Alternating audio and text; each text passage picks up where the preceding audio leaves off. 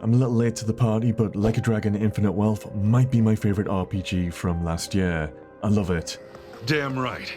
Following on from the previous game, Infinite Wealth's turn-based combat feels tighter, and the game as a whole is a step up in a lot of different ways. In the usual Yakuza tradition, we've got wacky stuff, crazy minigames, and a brilliant story.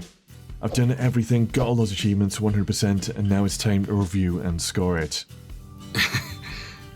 It's been one wild ride. If I had to describe Infinite Wealth, it's a classic turn-based RPG, brilliant story, characters and systems. There's also a side of Crazy Taxi, Pokemon, and Animal Crossing. It is absolutely insane. It's been a wild ride since I started playing through the Yakuza and Like a Dragon series, and when it came to this latest main entry, Infinite Wealth, it all came together. I was completely blown away by the end. What? Are you serious? Starting off in a familiar setting, Ichiban's found himself work at the local job centre, Hello Work. He's helping people find jobs, including ex-Yakuza trying to rebuild their lives. My name is Ichiban Kasuga, and finding you work is my work. But of course, this is a Yakuza story, so things quickly spiral out of control, and before you know it, we're off on a new adventure in Hawaii. Hawaii? This is a personal chapter that pushes Ichiban's story forward, but at the same time it's full of those over-the-top Yakuza laugh-out-loud moments. Thing is, those goofy moments never clash with the serious story stuff. They actually make it better. So, you're Ichiban's Kasuga. Nice to meet you. Hawaii makes for a fantastic setting. We're in the city of Honolulu, and it feels quite fresh compared to the kind of Japanese cities we're used to. Plenty to explore and discover, fun mini-games, wacky sub-stories. There's a new little system I quite like where you can wave to strangers to make new friends. Aloha! We've got the Like a Dragon crew from the previous game, completely new characters from Hawaii, and a special returning character. Kiryu plays a pivotal role in the story, and he's my favourite part. Infinite Wealth really plays into nostalgia, so there's a bit more to appreciate for those that have played the entire Yakuza series. I'll admit there are some slower-paced story moments, like where I had to grind my way through hordes of enemies across the city in scripted bits. But overall, I love the story, and I'd pace myself and do a bit of side content in between bits of the main story. And it really helped keep me super glued to the game for over 100 hours. You're unlocking lots of fresh new systems and mini-games as you go, as you progress the story. Yeah, here we go! From arcade games to karaoke, we've got returning stuff and loads of new minigames. You'll be introduced to new minigames through the main story, get a little bit of a forced tutorial, then it's your choice if you want to explore these minigames further. Mismatch is a dating app where you can find love, just pray you don't get catfished. Surprise! Who the hell is this guy? Sicko Snap is a goofy take on Pokemon Snap and has you snapping pictures of weird and wacky sickos in public. Shots came out real nice. Crazy Delivery is my third favourite minigame. It's a play on Crazy Taxi, but you're delivering food and being as crazy as possible. Super crazy delivery!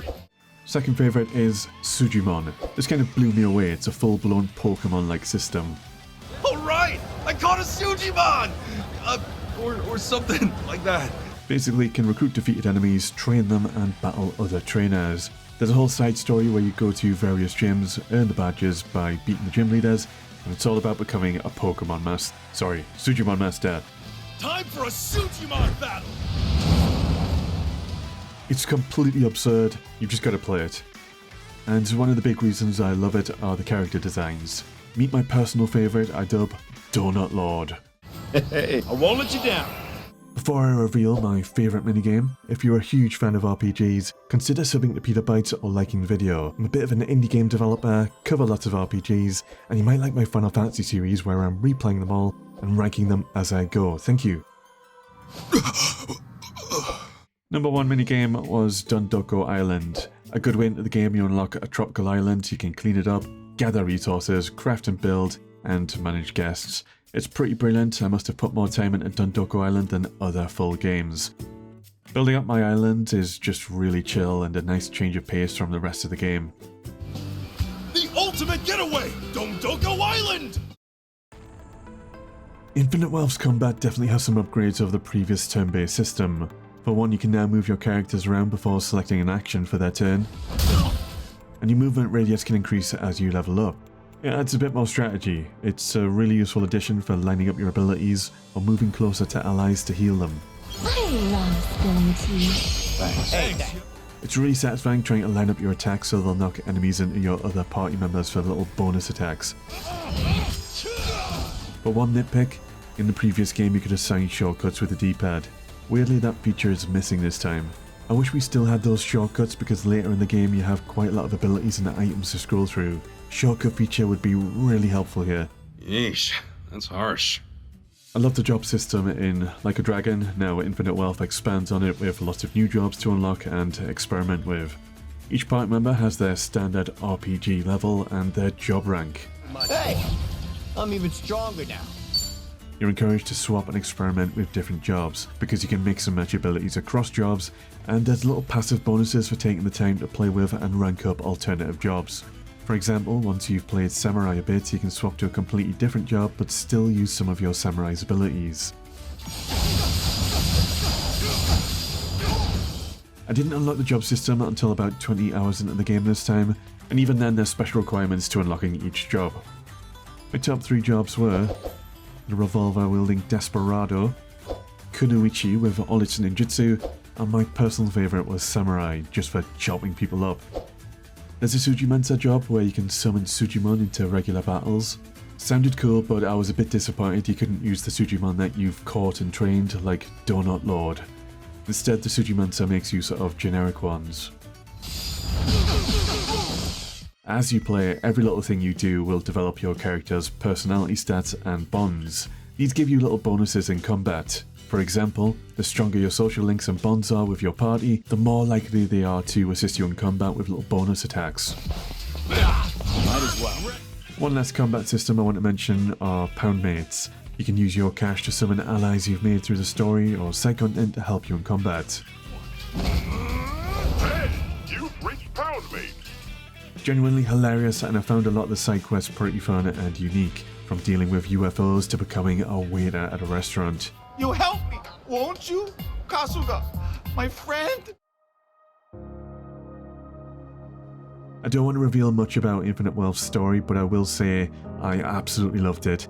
I think it might be the best Yakuza story in the series. The cast of characters are brilliant, Kiryu's major part in the story was fantastic, my favourite bit, and it's the kind of game, when the credits roll you're astonished, and for me it's left an emotional and inspirational impact.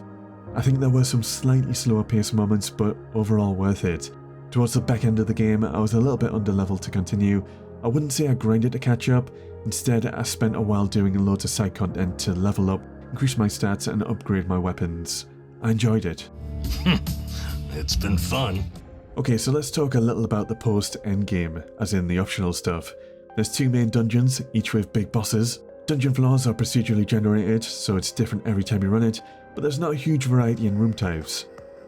They say any who reach the bottom will find treasure beyond description.